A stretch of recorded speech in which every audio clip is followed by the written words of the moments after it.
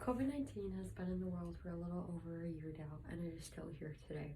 Many news reporters tend to focus on the symptoms, the effects, if there's a new strand, and how fast it may be spreading, but they don't really focus on the healthcare workers who are actually the ones treating this disease. Today, for my speech topic, I'll be focusing on COVID-19 and how it affects healthcare workers at their work, with their mental health, as well as their health. Many healthcare workers have to take a certain protocol when they first get to work. My mom is a nurse at Regents Hospital and is frontline for working with COVID-19. Every day, she has to wear these goggles to help protect her, as well as a surgical mask that goes over her face just like this. She also has to wear 2 sets of scrubs to help protect her from getting exposed to the disease. In an article from CNBC, they talk about different doctors and nurses all over the world who has treated families with COVID-19. An example of this is Maren Taylor. Maren Taylor is a physician's assistant from Toronto, Canada. She talks about many experiences that she has had with COVID-19 patients. She said it's very sad to separate the families that are hospitalized due to COVID, but they give them iPads so they're able to communicate with one another and call one another. However, due to the COVID-19 effects, some of them it hurts to talk or even breathe. She specifically remembers one time going into a woman's room to tell her that her husband died, but she's not allowed to see him due to COVID-19 protocols. She said, the best thing you can do is just sit there and let them talk and cry to you. Another doctor that went through the COVID-19 pandemic was Dr. Breckenridge from London in the UK. He was first laid off at the start of the pandemic, but was later asked to come back in February. He was stunned by how many patients they had and what the symptoms were actually like.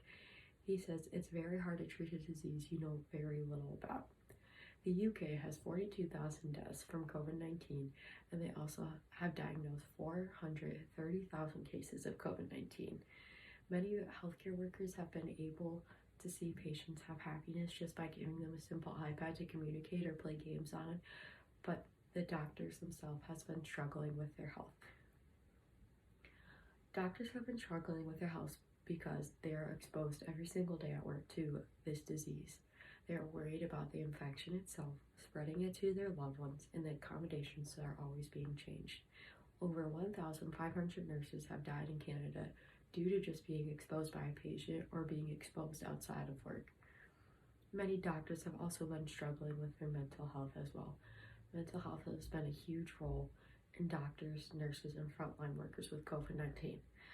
And the Mental Health America organization, they have realized that 93% of frontline workers, nurses, and doctors have been stressed out due to how much they have to work, extra hours they have to work, and how many protocols they have to take.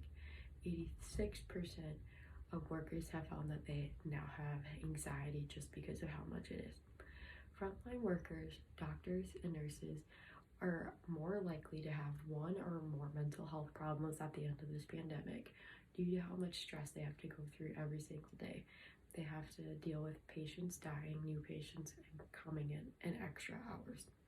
COVID-19 has been around in this world for a while now, and many people are ready for it to go away. Trust me, so am I. But hopefully, by taking care of our healthcare workers and focusing on their mental health, and their job all around the world, we'll be able to end this. Hopefully COVID will become something similar to a flu, where we just need a simple shot every year just to keep ourselves safe from it. COVID-19 has affected everyone around the world in many different ways, but it has specifically affected healthcare workers all over the world.